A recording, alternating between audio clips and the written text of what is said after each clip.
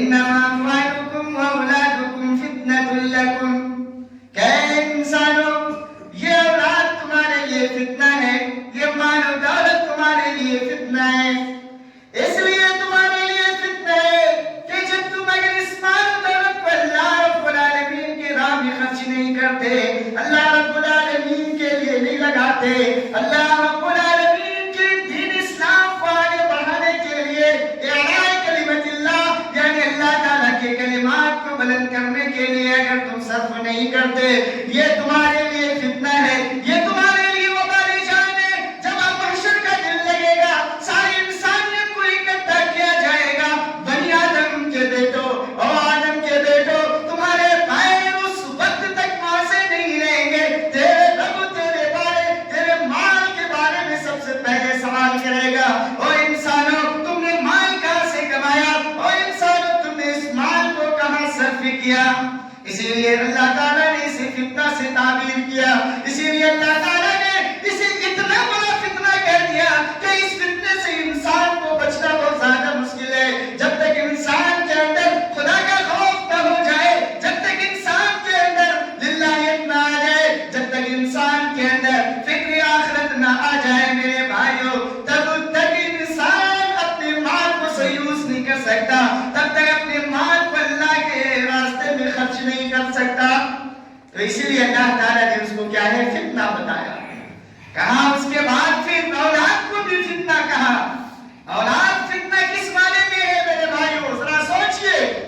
یہ اولاد آج ہمارے دلوں کا ٹکڑا ہے، آج یہ اولاد کے لیے نہ جانے ہم کتنے پسینے بہاتے ہیں۔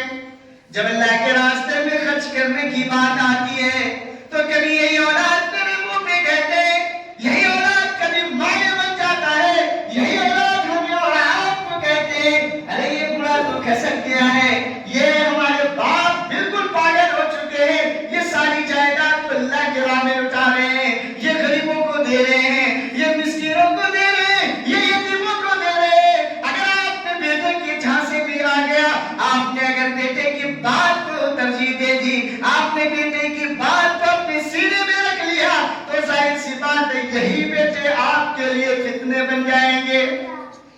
کیونکہ یہ بیٹا آپ کے لیے کبھی دعا بھی نہیں کریں گے، یہ بیٹے آپ کے گزر جانے کے بعد یہ آپ کے بارے میں ذرہ برابر بھی کبھی اصول بھی نہیں بنائیں گے کہ میرے والدین یہ ہمارے لیے بچانے رات کو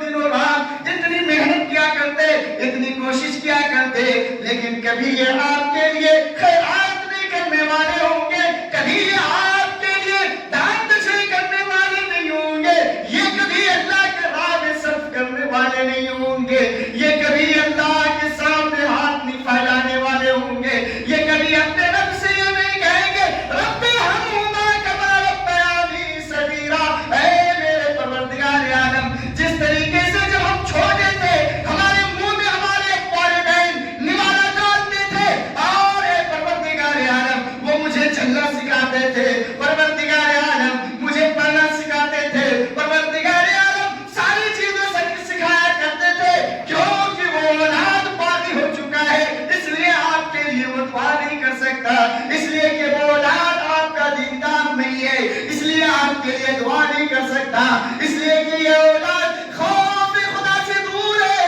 آخرت سے دور ہے، قبر کے عذاب سے دور ہے، شریعت الہی سے دور ہے، اسی لیے یہ اولاد آپ کے لیے کبھی دعائیں نہیں کرتا۔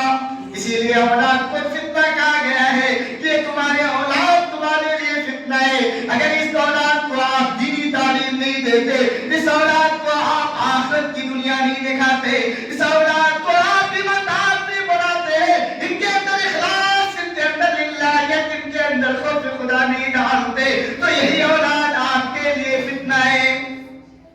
اسی لیے اللہ تعالیٰ نے فرمایا انما اموالکم واولادکم فتنۃ لکم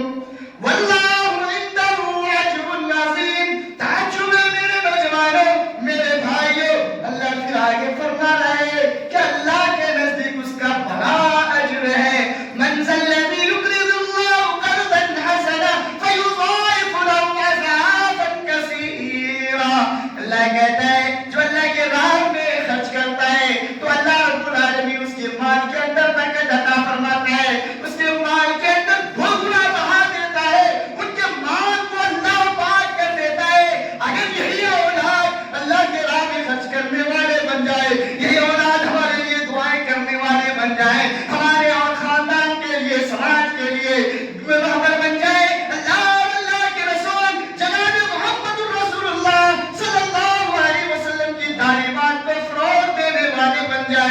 یہ ہمارے لیے فتنہ نہیں. اسی لیے اللہ تعالیٰ نے کہا واللہ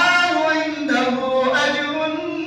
عظیم کہ اللہ کے نزدیک بہت بڑا اجر ہے. یہی اولاد ہمیں جنت میں لے جائے گا, یہی اولاد ہمیں غم سے ملائے گا, یہی اولاد ہمیں اولاد کو جنت کا بادشاہ بنائے گا. لیکن اگر یہ اولاد ہمارے ہاتھ سے نکل جاتے ہیں, اگر یہ اولاد ہمارے دین سے نکل جائے, دین کے طریقے سے نکل جائے, تو نوجوانوں یہی ہمارے لیے وبال جان ہے, یہی ہمارے لیے فتنہ ہے. اسی لیے دنیا کو اللہ رب العالمین